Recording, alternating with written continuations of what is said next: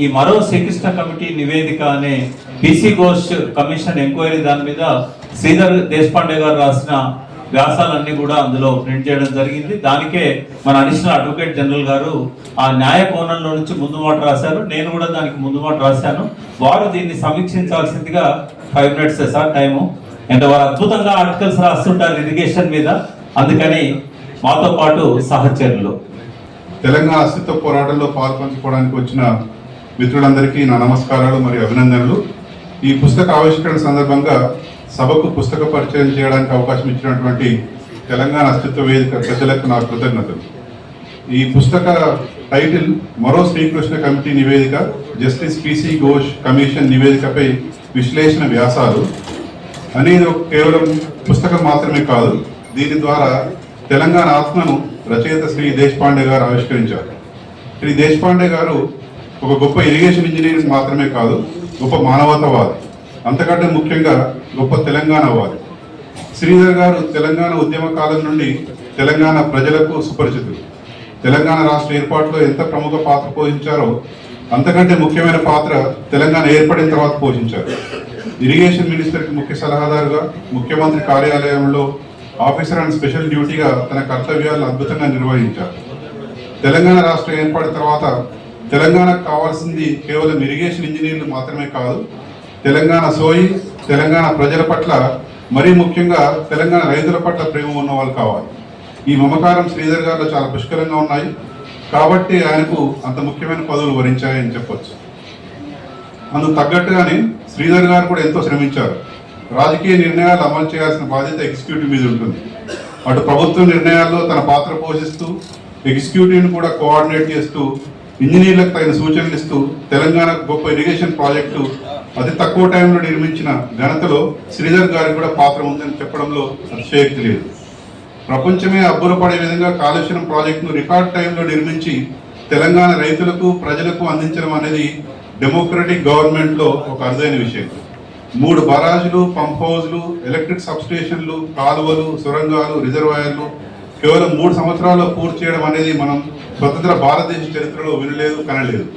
ఒక ఫ్లైఓవర్ కట్టడానికి దశాబ్దాలు పడుతున్న ఈ రోజుల్లో కేవలం 3 సంవత్సరాల్లో కాళేశ్వరం నిర్మాణం జరగడం అనేది తెలంగాణ రైతుల అదృష్టం.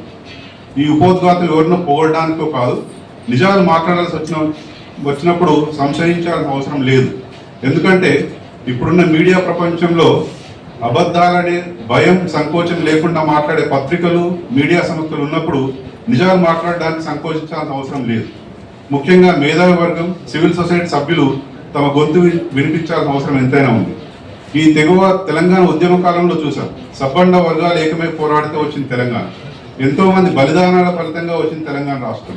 అటువంటి రాష్ట్రంలో వ్యక్తులపై కక్షతోనూ లేక రాజకీయ ప్రాబల్యం కోసము, పదవుల కోసము నిర్లజ్జగా అబద్ధాలు ప్రచారం చేస్తుంటే తెలంగాణ పౌర సమాజం మాట్లాడకపోతే ఒక విధంగా మనమంతా తెలంగాణ ద్రోహం చేసిన వాళ్ళం అవుతాం. ఇటువంటి ఆలోచన ఉన్న వాళ్ళలో కొద్దిమందిలో శ్రీధర్ దేశపాండే గారు ఒకరు. ఈ పుస్తకం గురించి ఒక ముక్కలో చెప్పాలంటే, ఈ పుస్తకం ఇంటలెక్చువల్ డిస్హానెస్టీ గురించి. ప్రజలు అర్థం చేసుకోవాల్సిన విషయం ఏమిటంటే, అత్యున్నత పదవుల్లో ఉన్న వాళ్ళు కూడా వివిధ ప్రలోభాలకు లోనై డిస్హానెస్ట్గా మారతారు అనేది ఈ పుస్తకం ద్వారా మనకు అర్థమవుతుంది. అఫ్కోర్స్ ఇది తెలంగాణ కొత్త కాదు. అత్యున్నత స్థాయి వ్యక్తులు ఇదివరకు కూడా ఎంతగా దిగజారారో మనకు తెలిసింది. తెలంగాణ పౌర సమాజం ఈ శక్తుల ఆటలు ఎప్పటికప్పుడు ఎండగడుతూ వచ్చింది. ఇప్పుడు కూడా ఇంకా అదే పనిలో ఉన్నాం మనం. పత్రికలు, మీడియా చేతిలో ఉంది కదా అని చిలుక పలుకులు ఒత్తి పలుకుతూ తెలంగాణ మీద విషయం చిమ్ముతుంటే తెలంగాణ యువత ఇంకా చూస్తూ ఊరుకోదు.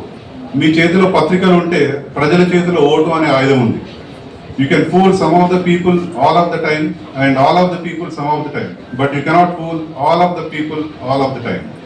ఈ పుస్తకంలో శ్రీధర్ గారు కాళేశ్వరం రీడిజైన్ యొక్క ఇంపార్టెన్స్ డిస్కస్ చేశారు.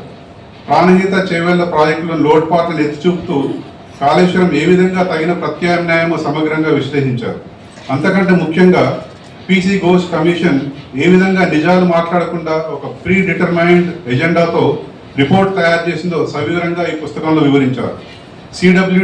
సిడబ్ల్యూసి డెసిషన్స్, ఎన్డిఎస్ఏ రిపోర్టు, అప్పటి గవర్నమెంట్ తీసుకున్న నిర్ణయాలు, అనుమతులు అన్నీ ఈ పుస్తకంలో పొందుపరిచారు.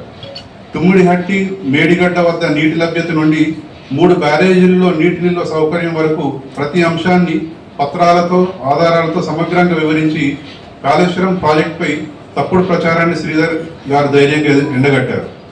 రాజకీయ ప్రయోజనాల కోసం మాత్రమే కాళేశ్వరం ప్రాజెక్టును తక్కువ చేసి చూపించే ప్రయత్నాలను శ్రీధర్ గారు తిప్పికొట్టారు.